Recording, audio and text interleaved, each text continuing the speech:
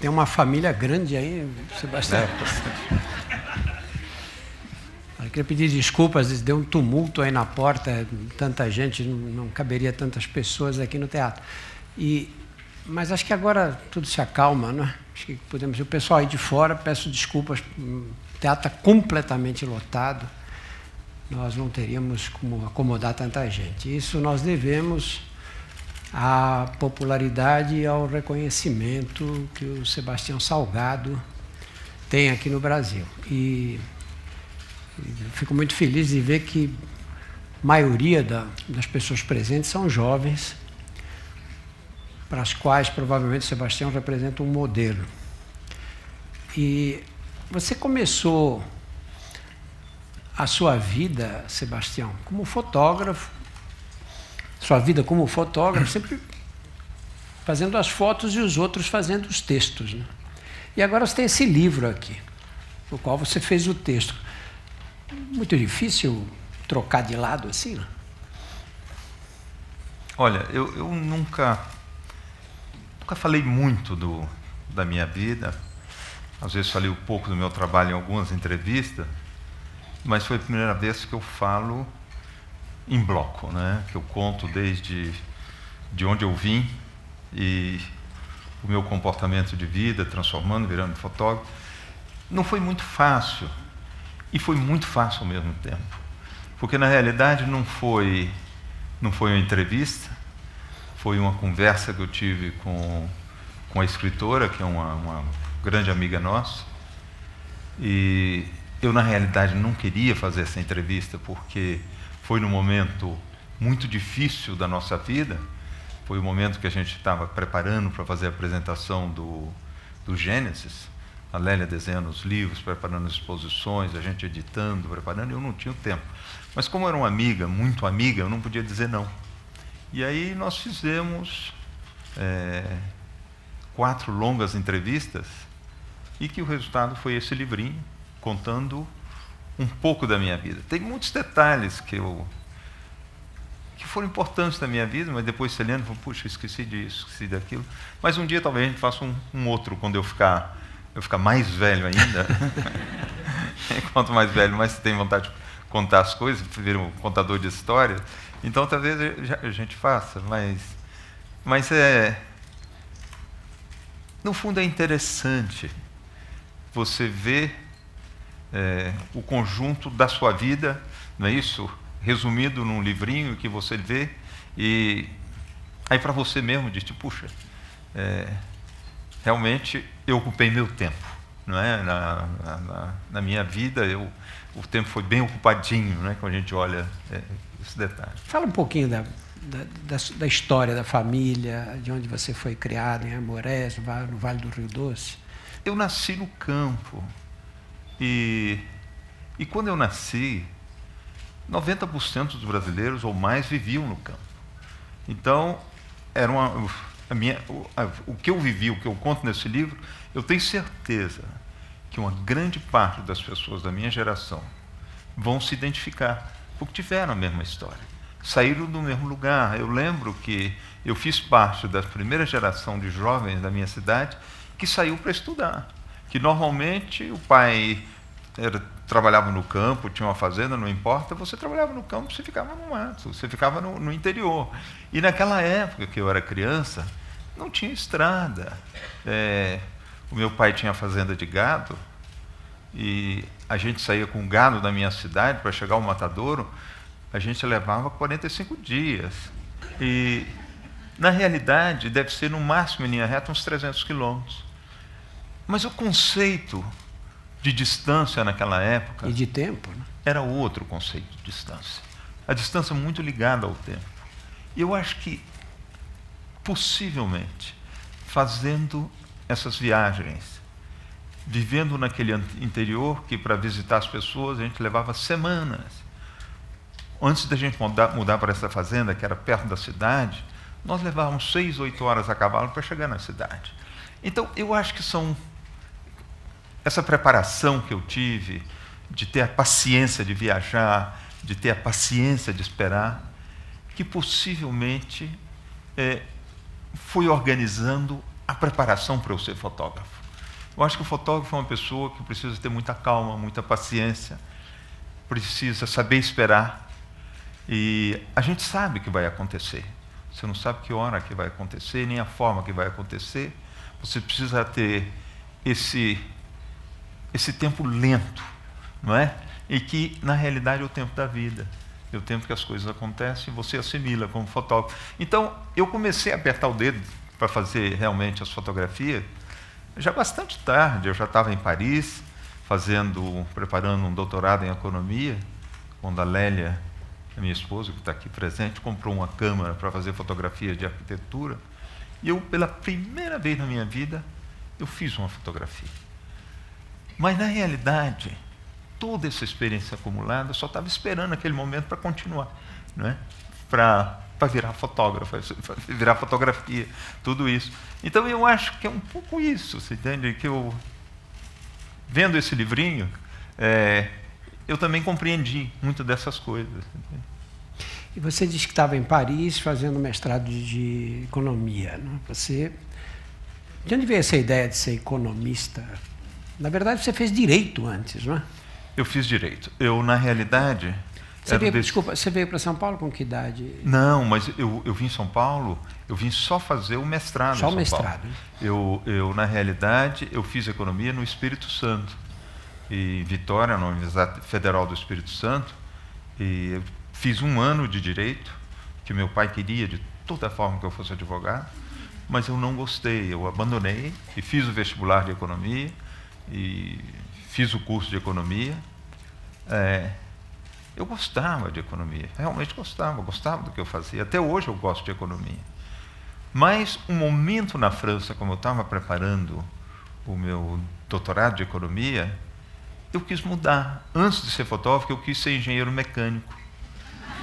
Você vê que são as coisas. É uma tremenda coerência, né? Advogado, economista, engenheiro mecânico. Mas quase que eu descobri a fotografia antes. Quando eu estava no Espírito Santo, fazendo o meu curso de economia, e que eu e a Lélia namorávamos, o seu Neco, que era um colega de pensão, que eu morei muito em pensão, muito em república. Quando você vem no interior, é isso, república ou pensão. E o seu Neco, que já era um senhor idoso, ele fazia o fotoclube do Espírito Santo. Então ele me entusiasmou, falou que eu tinha que fazer fotografia. Eu falei, por que não, seu Neco? Vamos lá. E marcamos o encontro, eu e a Lélia íamos encontrar com o seu Neco no fotoclube do Espírito Santo, um sábado às 10 horas da manhã. E nós fomos. Chegamos às 10, nada do seu Neco. É um meio-dia, nós fomos embora, falando, ele não vem mais. E pronto, eu talvez tivesse encontrado com a fotografia um pouco antes. E não encontrei. Aí fui encontrar bem mais tarde, já quando eu estava em Paris. Agora, quando eu encontrei, a fotografia fez uma invasão na minha vida. A primeira fotografia que eu fiz, a Lélia sentada numa janela, numa casa que tinha emprestado para a gente, no mês de junho de 1970. A gente comprou, era próximo à Suíça, na Alta Savoia. Nós fomos até Genebra, a Lélia precisava comprar uma câmera, fazer fotografia de arquitetura. E compramos a câmera. E eu peguei aquela câmera, quando eu coloquei nos olhos, eu vi a relação que eu comecei a ter com todas as coisas através da lente. Eu te juro que a minha vida mudou naquele momento. Eu comecei a ter um entusiasmo tão grande com a fotografia. 4, 5 dias depois, nós tínhamos um pouquinho de dinheiro, voltamos em Genebra, compramos mais 2 lentes, que eu sabia que aquela só, lente 50mm, uma lente normal, não cobria tudo que eu poderia ver de uma forma diferente. Compramos uma 24mm, uma 200mm, e aí a minha vida começou de fotógrafo. Antes de a gente entrar na fotografia, fala um pouco da sua chegada em São Paulo, porque eu acho que a sua participação no movimento universitário, o fato de ter ido embora do Brasil, isso sim estabelece uma coerência muito grande com o seu olhar depois, através das lentes, né? Fala um pouquinho dessa fase de São Paulo, do movimento universitário. Pois é, olha, eu vou falar de um pouquinho antes dessa fase para chegar aí. Eu, na realidade, quando eu saí do campo para a cidade, a gente vivia no campo, onde tudo era equilibrado. Meu pai tinha uma fazenda grande, tinha 35 famílias nessa fazenda, onde todo mundo vivia da mesma forma, todo mundo tinha uma casa, não é? Tinha os meieiros, tinha quem trabalhava com gado e tudo. Nós, todos os meninos, estavam juntos, iam na mesma escola, a gente comia mais ou menos as mesmas coisas. Naquela época, no interior, não tinha miséria. Aí, quando eu vim para a cidade, fui para Vitória estudar, aí eu comecei a conhecer as coisas muito diferentes. Foi na época do início, não é? Em 58 começou a indústria automobilística no Brasil, a industrialização, a construção de estradas, e começou uma imigração muito grande, eu fazia parte desse fluxo, só que eu vinha já de um filho de fazendeiro, que eu tinha que trabalhar, meu pai não podia pagar tudo para mim, eu trabalhei como auxiliar de mecânico numa oficina da Ford, depois eu fui cobrador de uma livraria, eu tinha que completar um pouco do que meu pai me ajudava, mas eu já vi em outra estrutura que só as pessoas bem pobres que saíram do campo que vinham para a cidade para começar a ser a base do proletariado brasileiro. Então, ali eu comecei a ver uma série de coisas, morando em pensões, com estudantes de esquerda, eu comecei a fazer uma preparação, na realidade, a minha preparação política começou ali, comecei a fazer parte de partidos de esquerda, de jovens. Então, eu fui preparando a minha conscientização. E quando eu vim para São Paulo, para fazer o Instituto de Pesquisa Econômica da USP, que fazia um concurso em todo o Brasil para selecionar 20 jovens para fazer o único curso realmente de master que tinha no Brasil, e que todos esses jovens eram preparados já para entrar na economia brasileira. Tanto que nós estávamos falando há pouco, o Felipe Registu, que foi o presidente da Petrobras, que era um jovem, na realidade, da minha geração naquela época, quando eu abandonei a Organização Internacional do Café para virar economista, para virar fotógrafo, foi ele que me substituiu como jovem economista na organização. O Luciano Coutinho, que hoje é o presidente do BNDES, o Luciano, nós fomos colegas de faculdade, entende? O Pastore, que foi ministro, o Ikeda, que trabalhou junto ao Delfim, nós fomos todos colegas, ou professores, mas professores jovens, simultâneos, todo mundo fazia parte dessa geração. Era um momento que você tinha uma oferta muito pequena de quadros no Brasil, uma demanda muito grande e uma necessidade dessa preparação. E nós viemos dentro do movimento de esquerda. Por exemplo, nós conhecemos o Zé Dirceu. Eu conheci o Zé Dirceu aqui em São Paulo, na época eu era estudante, nós fazíamos parte do mesmo grupo, a gente era militante nos movimentos de esquerda, e chegou um momento que foi necessário sair do Brasil e entrar na clandestinidade. Foi um momento muito duro. Depois do AI-5, em dezembro de 68, a situação ficou muito dura e muito tensa. A repressão foi muito dura no Brasil. Então, eu e a Lelinha, que eram bem novinhos nessa época, ficamos fora do Brasil durante muitos anos, porque a gente era considerado também subversivo, os grandes subversivos, quando na realidade nós éramos crianças, né? E aí, chegando na França? Olha, chegando na França foi muito especial, porque nós não tínhamos bolsa de estudo, nós tivemos que trabalhar. Eu trabalhava numa cooperativa de estudantes, que eu descarregava caminhões que chegavam com os produtos. A Lélia trabalhava nessa cooperativa, mas como caixeira, né? Era na hora, principalmente no jantar, que a gente morava na cidade universitária. Eu fazia meu curso de economia no ENSAE, que era a Escola Nacional de Estatística e Administração Econômica. Era um dos cursos mais difíceis da França, mais duro, porque era a aplicação de modelos matemáticos na economia. E eu tinha que estudar muito, realmente muito, e a gente também participava em grupos de formação marxista. Então, era a época, a França era o lugar para isso, e eu tinha um professor excelente chamado Anouar Abdel Malek, que era da Universidade do Cairo, que dava aula para a gente de geopolítica. Então, nós tínhamos uma aula de sociologia, a gente estudava seriamente. E, olha, isso me deu uma base fenomenal quando eu vim para a fotografia, porque, na realidade, eu trabalhei em várias grandes agências de fotografia no mundo, e que meus colegas fotógrafos eram excelentes fotógrafos, quadravam muito bem e tudo, mas eles não conseguiam se colocar dentro de uma perspectiva histórica da sociedade que eles viviam. Então, eu comecei a trabalhar como fotógrafo. Então, quando eu ia, sei lá, para a África do Sul fazer uma reportagem, eu tinha uma noção exata, geopolítica, quais eram as forças que estavam em movimento na África do Sul. não é? Eu tinha uma capacidade de fazer uma análise rápida da sociedade, da economia, e tinha uma capacidade de síntese que essa preparação em economia que eu tive no Espírito Santo, em São Paulo, em Paris, me ajudou demais. E essa militância política também. Então, isso permitiu, possivelmente, na minha vida de fotógrafo, ter uma espécie de coerência ideológica, ética, e que me permitiu levar a minha vida, do início até hoje, dentro de um comportamento, não é? Eu acho que você teve uma decisão que você coloca com muita clareza no livro, que foi o momento de sair da Organização Internacional do Café e deixar um emprego seguro, que pagava bem, para se tornar fotógrafo. Fala um pouquinho das características desse emprego na OIC.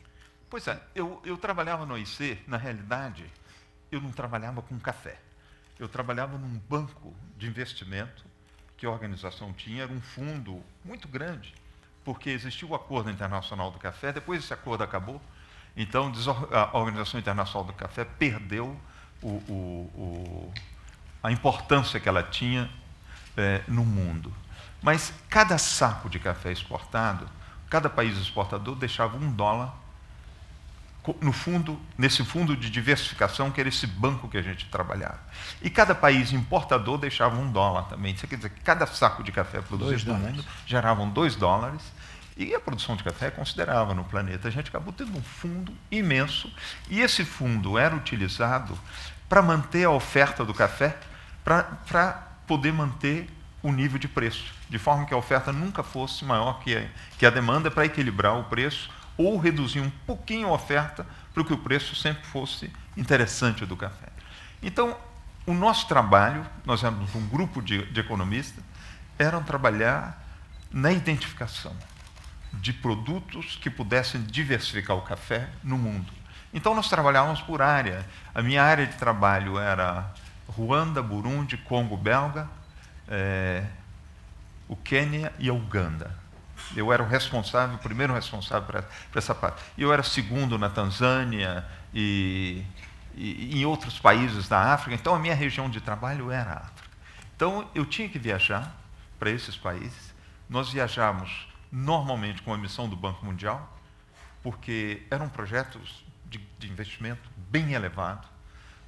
Eu lembro que no Ruanda, um dos projetos que a gente financiou, a gente empregou diretamente 32 mil famílias.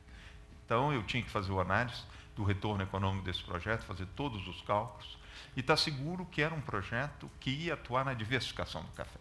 Então, nós fazíamos missões imensas, e quando se identificava, nós fazíamos a contrapartida do país. Normalmente, no investimento do Banco Mundial, os países colocam 10%, e o Banco Mundial coloca 90%. E os países não tinham os 10% para colocar, era a Organização Internacional do Café que colocava.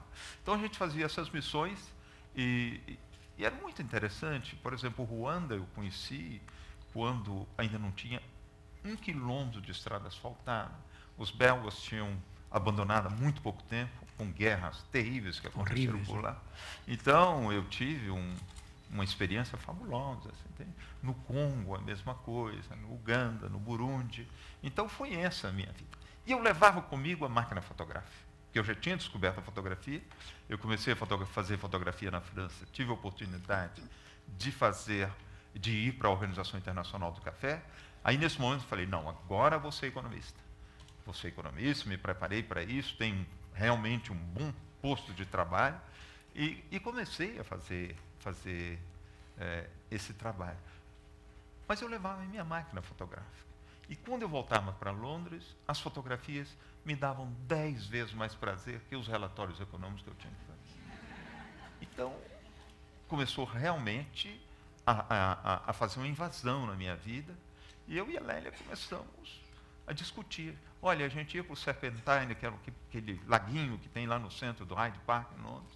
Pegava um barquinho, remava, parava lá no meio, deitava no barco e discutia horas se eu abandonava ou não abandonava, ou se eu ia para Washington, que eu tinha uma proposta do Banco Mundial para ir embora, para trabalhar no Banco Mundial, lógico, um cargo ainda melhor, muito interessante como economista.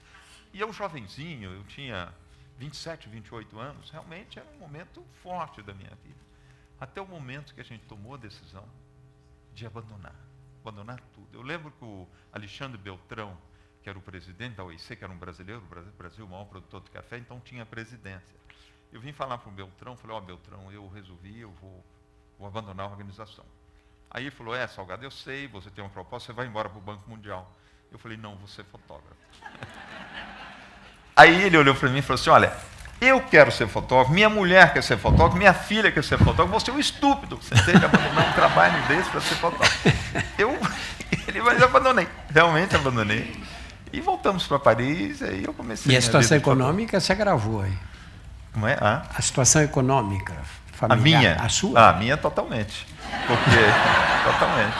Porque nós tínhamos um bom emprego, nós tínhamos um carro fabuloso, nós tínhamos um Triumph Spitfire, que era um carro fabuloso, um excelente apartamento em Londres. A Lélia estudava em Paris. Quando eu viajava, ela continuava fazendo arquitetura em Paris.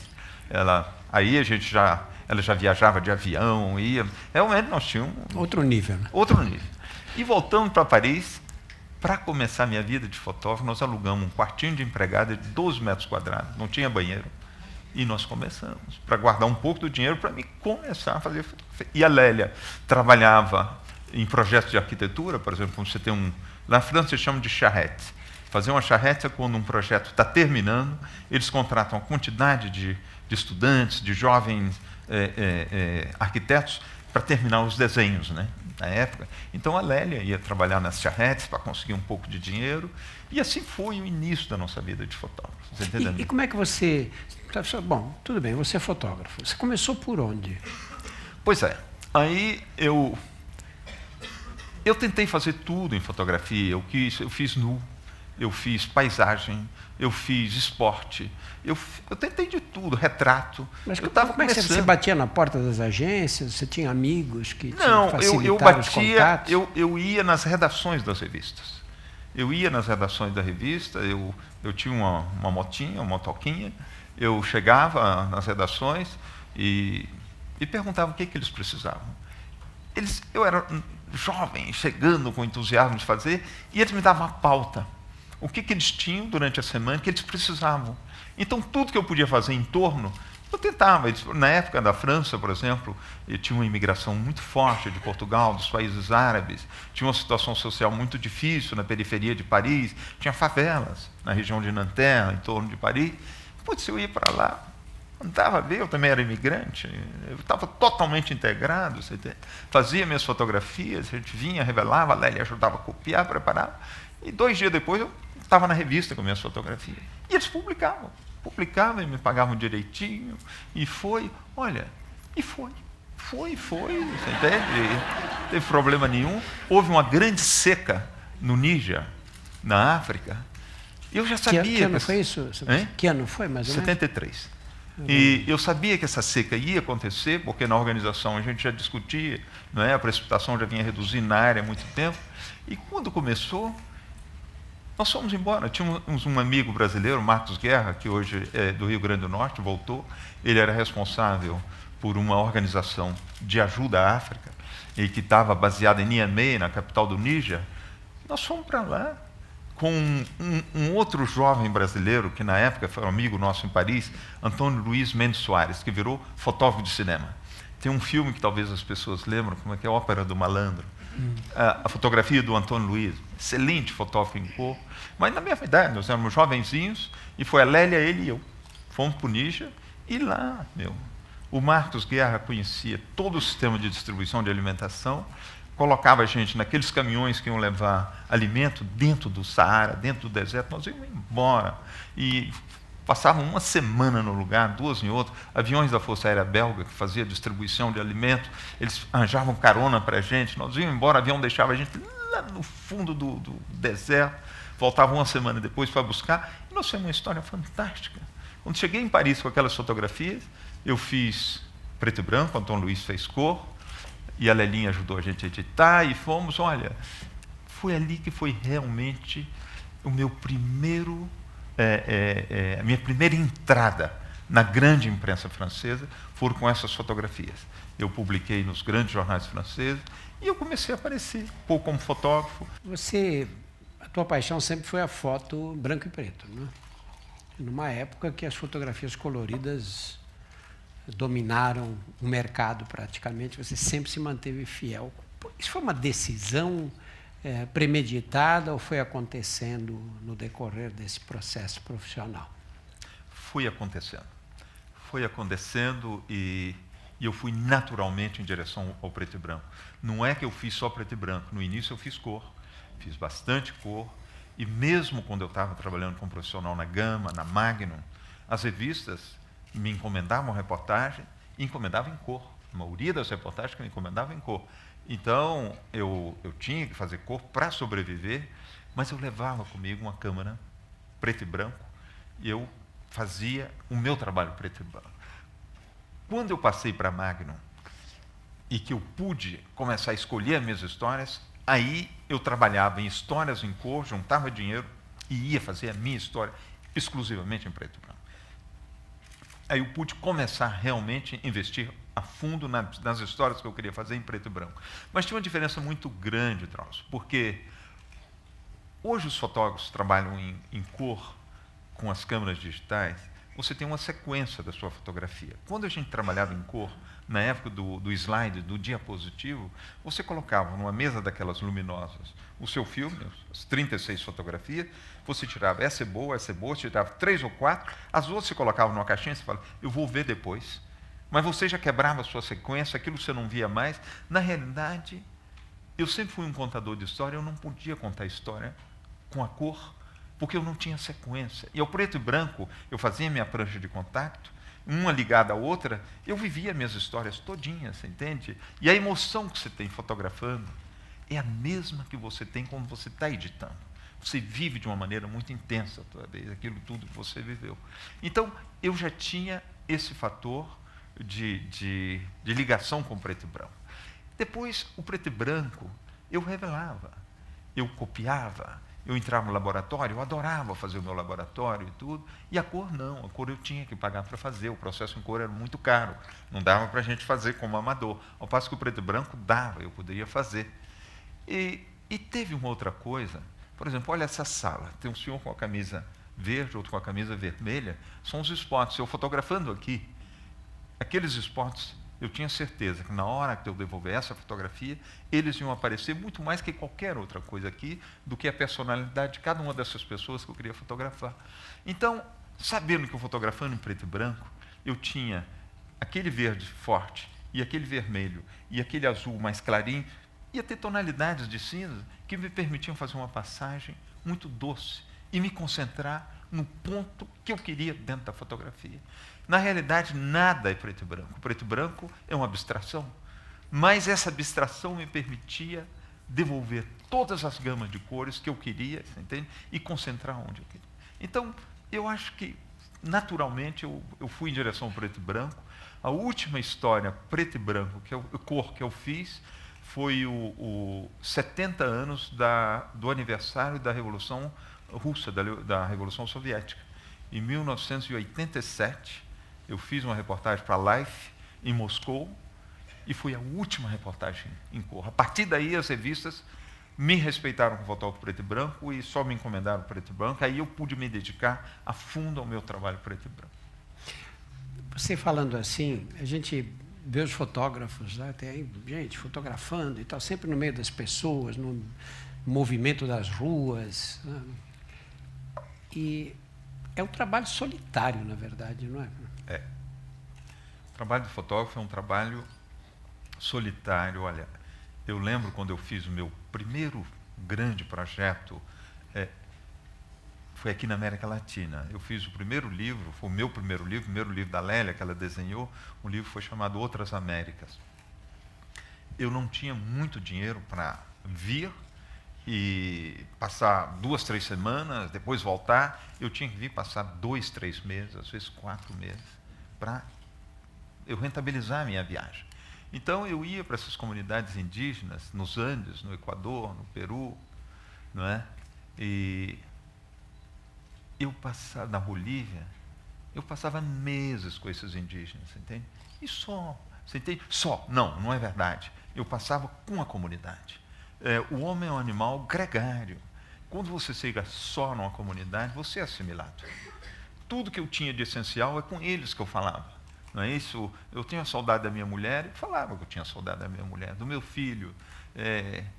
Tudo que eu tinha, eu comunicava, e aquela sociedade me assimilava e eu passava a ser a minha sociedade.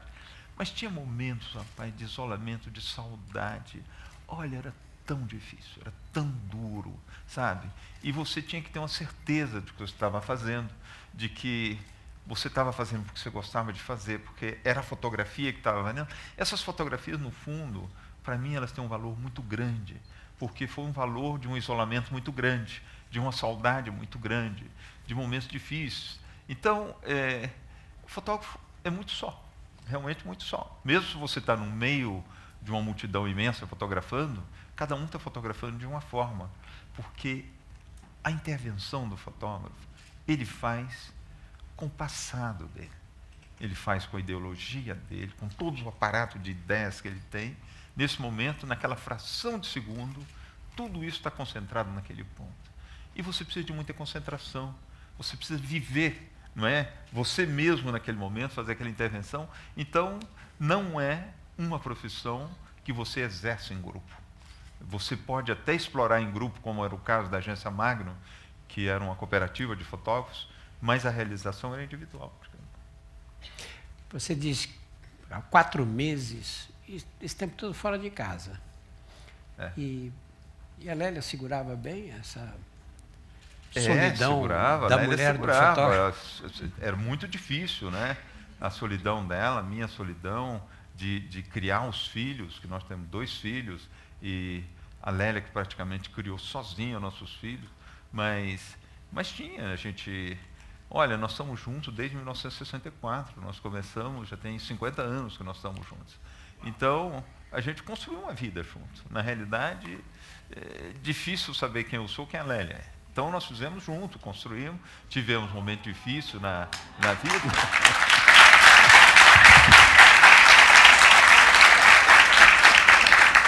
Você viu a reação das mulheres?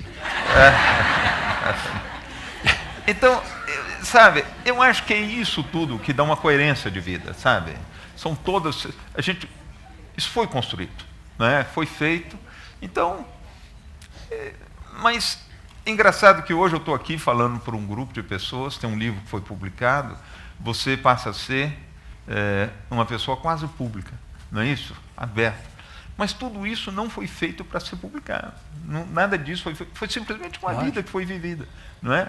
Foi os dramas que tiveram a família, foi as dificuldades que tiveram, e foi construída uma coisa dessa forma, você entende? As minhas fotografias que foram feitas para ser publicadas, que foram feitas para as organizações humanitárias e tudo, hoje adquiriram um valor imenso no mundo entre aspas, da arte, né? Arte fotográfica e toda essa coisa. Então, são as coisas meio inexplicáveis, né? Que hoje é dessa forma, mas que, na realidade, não foi construído para ser dessa forma, nem da forma desse livro. Foi simplesmente construído para ser vivido.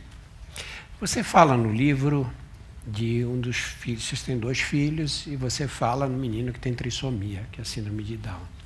E diz que, graças a esse menino, você adquiriu uma outra compreensão da vida. E que isso te trouxe uma experiência que você não seria o homem que é hoje se não tivesse tido esse filho. Não, é verdade. O nosso filho, ninguém está preparado para ter um filho que tem um síndrome de Down ou que tem uma anomalia qualquer. O nosso foi o síndrome de Down.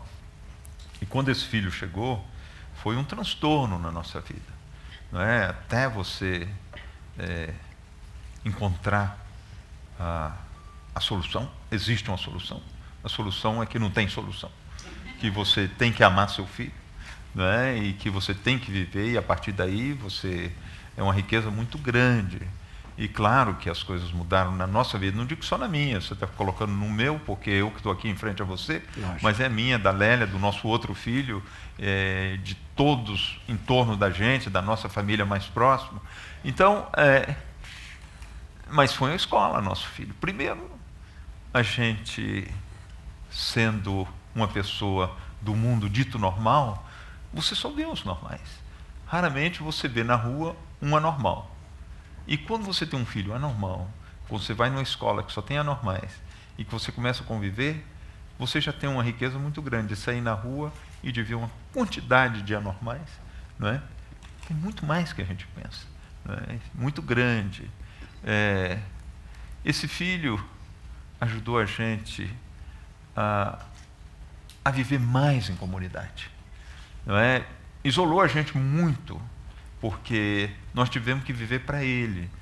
Muitos dos nossos amigos se afastaram, outros se aproximaram mais, houve uma reorganização da nossa vida. E a gente começou a participar num mundo de solidariedade, porque quando você entra num mundo desse, é um mundo fabuloso. Você encontra um grupo de professores que dão a vida para essas crianças, não é? Você encontra os outros pais, você encontra todos os que têm as deficiências. Entre eles existe uma solidariedade tão grande entre eles, um amor entre eles, e na realidade uma outra normalidade, que é uma normalidade também. Então foi uma coisa, no fundo foi riquíssimo na nossa vida. Agora, mudou toda a nossa vida, né? Toda a nossa vida. Nós, por exemplo, tínhamos muita vontade de voltar para o Brasil naquela época, ele nasceu naquela época de retorno ao Brasil, época de anistia, e nós não voltamos porque as possibilidades que tinham para uma criança deficiente na França eram muito maiores que as que tinham no Brasil. Lógico. Aqui tinha sim, mas para uma alta burguesia, não é? E que não era o nosso caso. Então, na França, era para todo mundo. Então, nosso filho teve uma grande assistência e tudo. Então, nossa vida, a partir do nascimento dele, foi construída muito em torno dele. E hoje ele nasceu em 1979, o Rodrigo vai fazer 35 anos. Então, foi muito rico a nossa relação. Nós estamos nessa conversa familiar. Você, no livro, fala do seu pai diversas vezes e com muita admiração, né? Foi uma figura muito forte na sua vida, não, Sebastião? Meu pai foi uma figura muito forte, muito estrita. Meu pai foi um homem, como a gente dizia no interior, dos antigos, sabe? Meu pai nunca contou uma mentira, jamais. Eu tenho 7 irmãs. Olha, ele era tão estrito com as minhas irmãs. E comigo mesmo. Meu pai foi muito interessante. Mas agora, eu não falo muito nesse livro, mas minha mãe foi muito interessante também. Minha mãe foi uma personalidade fantástica. Eu adorei minha mãe. Tem uma coisa que eu não contei nesse livro, e quando eu descobri minha mãe, descobri que eu gostava da minha mãe, eu antes de querer ser fotógrafo, de querer ser engenheiro mecânico, de querer ser advogado, eu quis ser piloto. Então... É impressionante, né? Em 1959, eu me preparei para ser cadete da aeronáutica. Então, eu estudei, encomendamos as apostilas que vinham da aeronáutica diretamente. Eu me preparei para ser cadete da aeronáutica. Isso aí, mais um amigo meu do interior de Minas, pegamos o trem, eram 9 horas de trem até chegar em Vitória, no Espírito Santo, e pegamos um ônibus para o Rio de Janeiro e fomos para o Rio de Janeiro fazer o concurso. E fizemos o concurso e tivemos que esperar uma semana no Rio de Janeiro para saber se passamos ou não, fomos aprovados ou não. Olha, me deu uma saudade da minha mãe. Uma saudade tão grande que até hoje eu não sei se eu passei ou não. Eu voltei. Eu fui embora, 4, 5 dias depois daquela prova, eu peguei o ônibus e fui embora. Olha, eu lembro que eu cheguei na minha cidade um domingo. O trem chegava às 11 horas da manhã, eu fui na minha casa, minha mãe e meu pai não estavam. Eu tinha ido para a fazenda próxima à cidade. Eu fui a pé. Eu lembro que quando eu abri a porteira da fazenda, minha mãe me viu. A casa da fazenda devia estar mais ou menos 800 metros, 1 quilômetro, um pouco mais. A minha mãe veio correndo e me deu um abraço. Só naquele momento eu descobri minha mãe, o amor pela minha mãe. Olha, foi um negócio assim tão forte, sabe? Então, sei lá, são esses momentos da vida, né? Deixa eu fazer uma pergunta que eu fiquei muito intrigado no livro, porque é uma coisa tão interessante. Você fez esse trabalho em Ruanda, primeiro. Foi para lá, conheceu pessoas, fez amigos lá, né? Um amigo especialmente ao qual você se refere no livro, eu não vou ser capaz de repetir o nome dele por razões óbvias. E aí todo esse trabalho de importância social para aquela gente toda. E depois você voltou para Ruanda na época da tragédia entre os Tutsis e os Hutus, né? Comenta, faz um paralelo entre essas duas viagens para quem não leu o livro. Pois é, o Ruanda para mim foi um país muito importante na minha vida. Importantíssimo. Porque a minha primeira missão como economista foi no Ruanda. E tinha um senhor que chamava José Munyakindi. Ele era responsável pelo Office de Culture Industrielle de Ruanda, que era o escritório das culturas industriais do Ruanda. E ele que vinha em Londres representar a organização, o país dele na organização, na época dos grandes meetings que tinha na Organização Internacional do Café. E quando eu fiz a minha primeira viagem no Ruanda, ele que foi o meu guia no Ruanda. Então, nós viajamos juntos, alugamos, tinha um Fusquinha naquela época, alugamos um Fusquinha no Ruanda e viajamos o Ruanda inteiro, passamos um mês juntos. Olha, foi uma coisa fantástica. E depois, quando o José Munyakindi ia em Londres, ia comer lá em casa, nós ficamos muito amigos. Entende? E passados muitos anos, eu fiz um livro que foi publicado aqui pela Companhia das Letras, chamado Trabalhadores. E eu resolvi voltar ao Ruanda e integrar no livro a plantação industrial de chá, que nós tínhamos desenvolvido a cultura do chá no Ruanda, né, empregando 32 mil famílias, e eu voltei no Ruanda para fotografar, integrar o chá nesse trabalho no Trabalhador. Encontrei o José Munyakindi, que me ajudou muito. Nessa época, já tinha uma tensão muito grande no Ruanda, muito, muito forte. A mulher dele era Tutsi, ele era Hutu, e a mulher dele estava presa. Foi muito difícil, que a guerra já estava se preparando, e ele conseguiu que um amigo dele me alugasse um carro. E nós fizemos uma viagem, e foi uma viagem muito dura, porque nós já tínhamos controle do exército do Ruanda, nós tivemos 16 controles em 250 quilômetros de estrada. Foi um negócio difícil, complicado, mas fiz o trabalho sobre o chá. E um dia eu telefonei para o Munyakindi, lá de onde eu estava, porque eu não conseguia falar com o senhor que tinha me alugado o carro. E ele falou: olha, o senhor que te alugou o carro, ele era um Tutsi, e o exército era Hutu, vieram na casa dele e assassinaram o senhor. Então a tensão já estava muito forte. Eu lembro quando nós chegamos em Kigali, capital do Ruanda, ele me deu uma carta para me levar para a Europa, para fazer pressão. Ele trabalhava muito com a Miseror, que era uma grande organização humanitária alemã, e ele já não estava mais trabalhando com o governo, porque a mulher dele era Tutsi, a tensão estava muito grande. E depois, na guerra que houve no Ruanda, em 1995, ele foi assassinado. Ele, a mulher, todos os filhos. Então, foi um negócio assim muito difícil. Mas eu voltei no Ruanda, fiz meu trabalho, fiz o trabalho durante a guerra e fiz depois da guerra. Engraçado, até recentemente, quando eu fiz esse novo livro que saiu agora, o Gênesis, que eu tive que fazer todas as coisas prístinas, eu voltei no Ruanda. Voltei nos mesmos lugares. Eu sempre voltei no Ruanda. Então, o Ruanda, para mim, é uma espécie de centro do mundo, sabe? Onde eu rodei muito em volta, porque é lá que você tem a última reserva do mundo dos gorilas de montanha, e tem uma cadeia fabulosa de vulcões, que eu pude trabalhar lá também. Então, o Ruanda, para mim, sempre foi alguma coisa muito, muito especial. Você tem uma foto que eu, confesso na minha ignorância, não sabia, que é essa foto da tentativa de assassinato do Reagan. Você mantém essa foto meio secreta, Sebastião? Não é. Olha, eu estava trabalhando na Austrália. Eu queria voltar para os Estados Unidos. Então eu troquei meu bilhete de um fotógrafo chamado Ward. O Ward era um fotógrafo inglês que ele tinha uma passagem via São Francisco, Nova York, Londres. E a minha passagem era Sydney, Londres. Ele precisava voltar muito rápido. Então nós tocamos. Ele voou como Sebastião Salgado, eu voei como Adam. Porque naquela época você não tinha, não existia essa segurança, né? Você aparecia com um bilhete, segurança. Você entregava o bilhete, o cara carimbava, e era a polícia que via seu passaporte, e você ia embora. Então eu voei no nome dele. E ele voou no meu nome.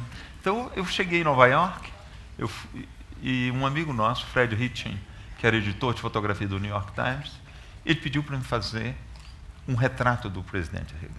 Eu já estava na Magno nessa época. Então, eu falei, por que não? Mas só que eu estava trabalhando na Austrália, eu estava fotografando um canguru. Você entende? Fazendas de canguru, e fotografava à noite, trabalhei numa mina de opala, né? De pedras de opala. E voltei para... Eu não tinha roupa. Então, os fotógrafos da Magno juntaram, um me emprestou um paletó, outro uma calça, uma camisa, porque a esposa do presidente Reagan, ela era muito estrita, você tinha que se apresentar muito bonitinho na Casa Branca. Então, eu fui equipadinho dos outros fotógrafos da Magno. Eu lembro que o Bruce Davison me emprestou uma calça, o Henrique Hartmann me emprestou um paletó, mas tinha os braços muito curtinhos, eu tinha que estar com o braço assim, se eu fizesse assim, a manga do paletó dele tinha caído. Mas, enfim, foi. E foi minha primeira viagem em Washington, eu nunca tinha estado em Washington. Eu cheguei em Washington um sábado, eu fui à Casa Branca me preparar, no domingo pela manhã o presidente Reagan saiu especialmente para vir fazer as fotografias, porque ele não estava bem nas pesquisas de opinião, o New York Times, o maior jornal dos Estados Unidos, ia dar uma capa de 10 páginas, então eu tinha a responsabilidade de fazer essas fotos. E fiz, e na segunda-feira pela manhã me apresentaram ao presidente. Eu estava trabalhando na Casa Branca, fiz algumas fotografias, e à tarde ele ia fazer uma conferência para os líderes da indústria de construção americana no Hotel Hilton de Washington, dos hotéis Hilton de Washington.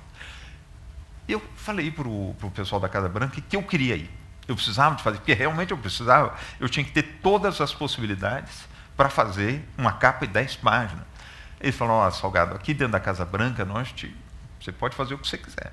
Mas fora da Casa Branca nós não podemos te acreditar. Eu falei, mas eu tenho que fazer essas fotos. E tal.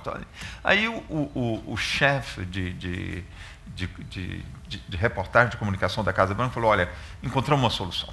Você vai no carro de segurança e nós vamos te dar um agente do FBI e ele vai te proteger. Você vai viajar, andar com ele. Onde ele for, você vai. Eu falei, perfeitamente. Aí eu encontro o agente, ele me põe dentro de um caminhão, desse caminhão baú.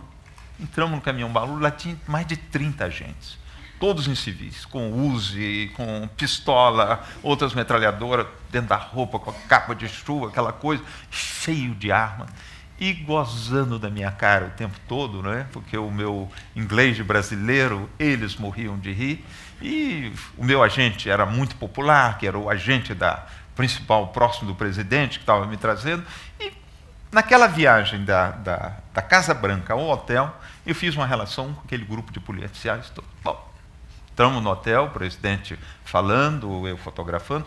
Um momento próximo do fim, eu vi 3 fotógrafos saindo por dentro do hotel, por trás. E eu perguntei ao meu agente, onde é que esses caras estão indo? Ele falou, olha, estão indo para a porta esperar o presidente sair. Eu falei, eu também quero ir. Eu falei, não, esses aí têm autorização para ir por ali, você não pode passar, porque eles estão de pool. Um fotógrafo de pool é o fotógrafo que, quando um presidente está, você não pode ter 200 presidentes, então, 200 fotógrafos em volta. E eles tinham que fotografar e dar de graça as fotografias dele para todos os outros jornais. Eles distribuíram. Então, eles estavam autorizados. Eu falei para o meu agente, mas como é que eu faço para estar na porta? Ele falou assim, olha, você tem que passar por dentro do hotel. Eu falei, vamos embora. Eu comecei a correr. E ele correndo atrás de mim falava assim, olha, Salgado, quando tem um presidente dos Estados Unidos perto, se você correr, a gente risca de te atirar em você. Eu falei, mas tem você me protegendo. Aí ele botou uma placa do FBI na mão, e que estava FBI, FBI, e eu correndo atrás. Embora. Aí quando... Ele era mais louco do que você, né? E ele era muito gordo, ele corria com muita dificuldade, mas estava com paletó, gravata. Coitado, né? Aí quando nós fomos chegando na porta do hotel, o presidente estava saindo, eu estava com a Leica M5 na mão e um flash, porque eu estava trabalhando em cor, a minha encomenda era em cor. E aí, rapaz, quando eu vi o presidente saindo, eu ponho a Leica com 50mm, vou fazer minha foto, eu escuto os tiros. Mas eu pensei imediatamente, acostumado com o nosso presidente latino-americano, africano, pensou que aquele era foguete. Foguete. Mas imediatamente você sente que não é foguete. É muito seco. É. O tiro, a diferença do foguete, dá uma diferença. Imediatamente eu notei que não era. Falei, putz, está vendo alguma coisa errada. Então, eu tirei aquela foto. Eu tenho uma foto do presidente, o momento que o cara está atirando nele. E como eu estava correndo, eu continuei. Quem estava fazendo a segurança eram meus colegas do caminhão, baú. Eles me permitiram entrar. Eu fui o único fotógrafo que fotografou a cena todinha, porque os outros 3 que estavam de pool, estavam atrás do carro do presidente, eles ficaram presos ali. A segurança não deixou eles mover. E eu era colega deles. Entrei. Você é praticamente um agente, né? Eu fiz tudo, meu. Fotografei, eu tinha a minha 28mm, eu fotografei, fiz tudo. Tive tempo de tirar a 28 e passar para outra câmera de luz artificial. Aí as cores já não foram mais a mesma. Eu tenho uma foto do Brad, que é o assessor de imprensa, que levou um tiro na cabeça. Ele tinha caído. Eu tenho uma primeira foto. Ele está caído no chão, com um pouco de sangue. E eu vou fotografar. Quando eu volto, eles viram que ele não estava morto, colocaram um lenço. Mas já tinha uma poça de sangue em torno da cabeça dele. Eu voltei e fotografei outra vez, mas já com luz artificial. E as fotos ficaram um negócio terrível, surrealista. O sangue ficou violeta, porque o filme era 3.200 graus Kelvin. É um filme muito azul, que é um filme para interior, para compensar essas luzes vermelhas.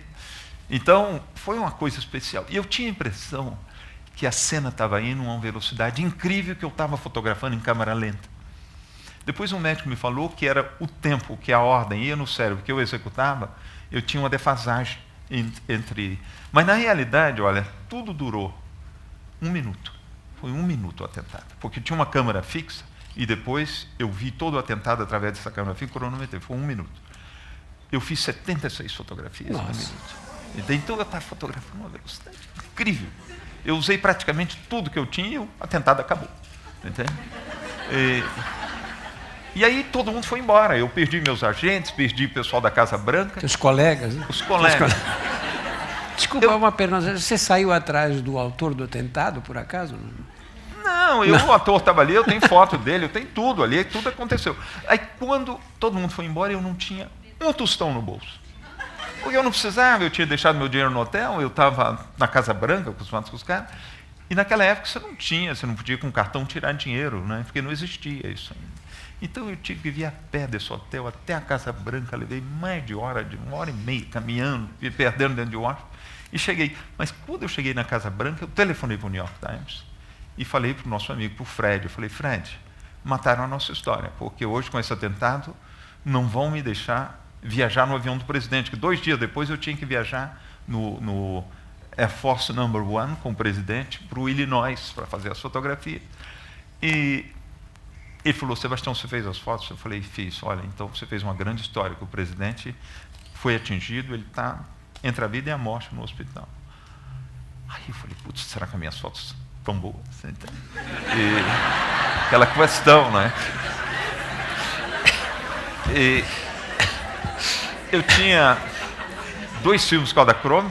O Kodachrome era um filme complicado, porque você tinha que entrar num sistema de revelação da Kodak, que levava no mínimo 1 semana para revelar. Para o New York Times eu tinha tempo, porque a minha história ia sair 2 meses depois. E eu falei, como é que eu vou fazer? Aí o Fred telefonou para a Kodak parou toda a revelação e revelaram, em 1 hora revelaram meus filmes. Foi todo o sistema industrial dele, parou para revelar os 2 filmes. E o filme Luz Artificial, eu fui para o laboratório do New York Times, revelaram. Eu tive uma sorte muito grande, porque eu estava trabalhando para a revista. Para a revista do New York Times. Do New York Times, o suplemento, o New York Times Magazine. E o Daily, o cotidiano, precisava das fotos para outro dia. Então, eles fizeram o internegativo das minhas cores e publicaram no outro dia, porque naquela época os cotidianos eram todos em preto e branco. E fazendo isso, legalmente, eles me liberaram do meu contrato que eu tinha com a revista. Eles já tinham publicado as fotos. Então, a Magnum, uma pessoa da Magnum veio a Washington, levou os originais para Nova York, e à noite os originais já estavam em Nova York, e eles fizeram as duplicatas e distribuíram para todas as revistas no mundo inteiro. Mas foi uma coisa, para mim, financeiramente foi fabuloso, para a Magnum também, você entende? Mas foi uma história perigosíssima, porque eu lembro quando eu voltei para a Casa Branca, aí eu era o único fotógrafo, mais o fotógrafo do presidente que andava por lá, mais um fotógrafo, outro perdido, tinha mais de 600 fotógrafos. Todas as televisões do mundo já estavam lá, entende? Então, eu não tinha mais nada para fazer. E eu encontro um fotógrafo que tirou um cartão do bolso, que dizia, fulano de tal, presente no atentado de um dos Reagans. Eu não sei se foi o John ou se foi o Robert. E aí, imediatamente eu realizei. Olha, eu risco de ser marcado, carimbado, como a pessoa que mais fotografou o atentado do presidente Reagan. Bom, as fotos foram publicadas, eu voltei para Paris, discuti com a Lélia, e nós resolvemos tirar essas fotografias de circulação. Ninguém nunca mais viu essas fotografias. Foram as fotografias de 1 minuto, que nós ganhamos, uma quantidade razoável de dinheiro, mas que tinha um risco brutal de me carimbar para o resto da vida, de uma certa forma. Então, quase ninguém sabe que eu fiz essas fotografias. Foi só na época, resolveu-se. Você visitou 120 países. Eu vou te confessar uma coisa que eu não sinto inveja dos outros, porque, sei lá, fiz muita coisa na vida. O que eu queria, eu fiz e continuo fazendo. E eu sempre tinha em mim que eu, às vezes, me analisava profundamente mesmo, para saber, não tem nenhuma pessoa assim que eu inveje, que eu gostaria de fazer o que aquela pessoa faz. Talvez um artista de cinema, mas não gosto também. E aí, mas lendo o seu livro, eu fiquei morrendo de inveja. Não de fotografar, porque eu não tenho esse barato da fotografia, mas de andar pelos lugares que você andou. Sabe, eu tenho muita curiosidade mesmo, sabe, por essa coisa das periferias, dos ambientes marginais, das pessoas marginalizadas. São 120 países. Você fez isso, um sonho que eu tenho de fazer no Brasil e que eu vou fazendo assim, devagarinho e tal. Você, nem sei se eu vou ter tempo de vida para fazer, você fez pelo mundo inteiro, não é? Isso me deixou muito invejoso mesmo, essa possibilidade, né? Você faz planos ainda para... Tem coisas que faltam na sua carreira? Deixa eu te falar, eu tive em mais de 120 países, é verdade, mas eu nunca saí da minha cidade do interior de Minas. Ainda vivo lá até hoje, de uma certa forma, porque eu sou muito ligado, sabe, ao meu interior, à nossa cidade. Nós temos uma casinha aqui no Brasil, é lá em Vitória, lá onde a Lélia nasceu, nosso projeto é lá onde eu cresci.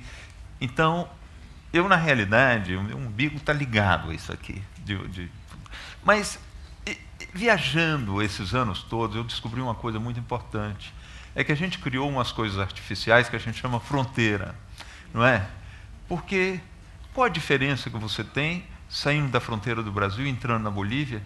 É o mesmo planeta, são as mesmas pessoas, não é isso? São as mesmas coisas. E é o mesmo ser humano. Não tem diferença nenhuma. A gente muda um pouquinho a cor da pele, sabe? Mas o que é essencial para um é essencial para o outro.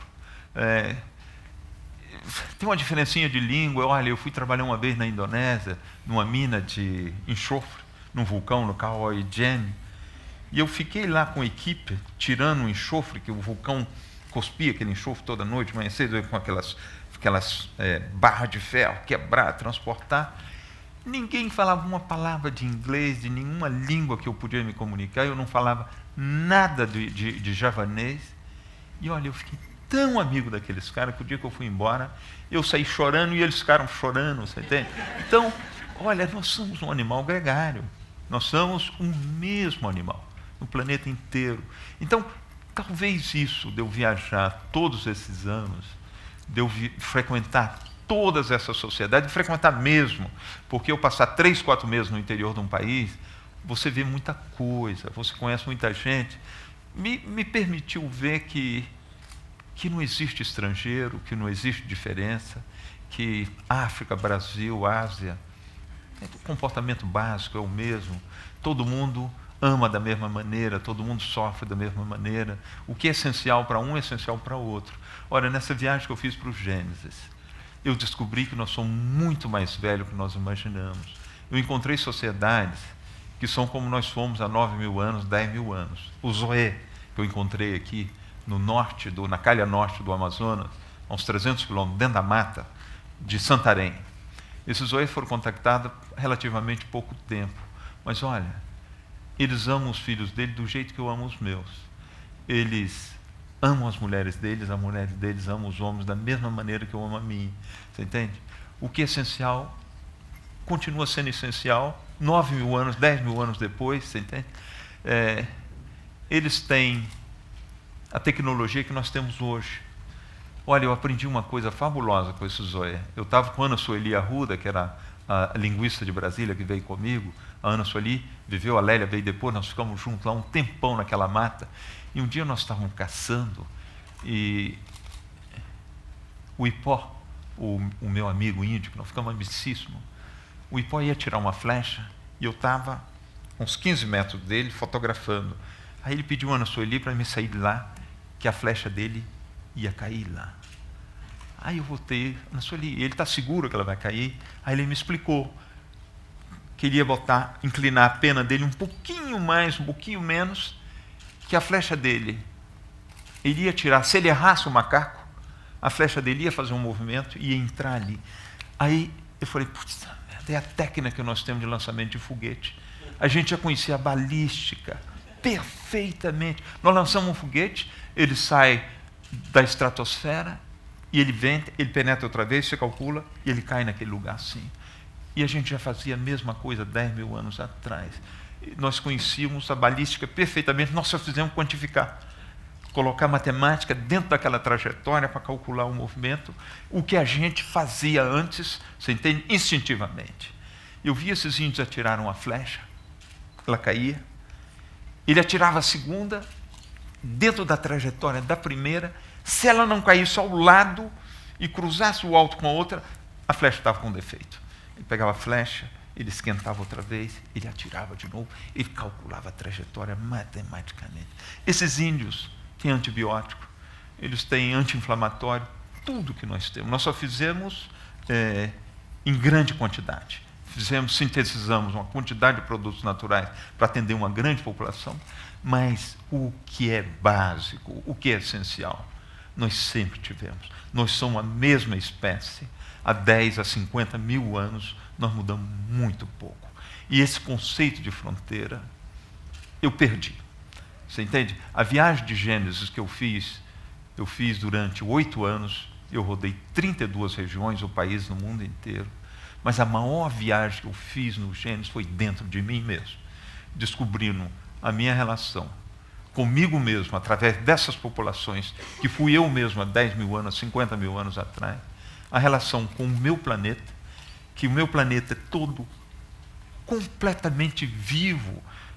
Eu descobri que se eu tivesse a capacidade de ver o mundo, não nos 80, 90 anos da minha vida, muito curta, se eu tivesse a capacidade de ver em 10.000 anos, em 100.000 anos, eu ia ver que aquelas montanhas que eu pensava que era natureza morta, elas são tão vivas quanto eu.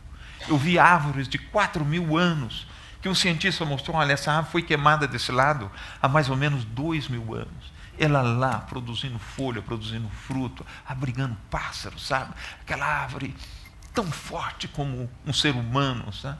Então, nós fazíamos parte de um todo. E na realidade, não existe Brasil, não existe França, existe um nosso planeta, não é isso? E que isso eu descobri, para mim é isso. Entende? Por isso que eu nunca saí da minha terra. Muito obrigado.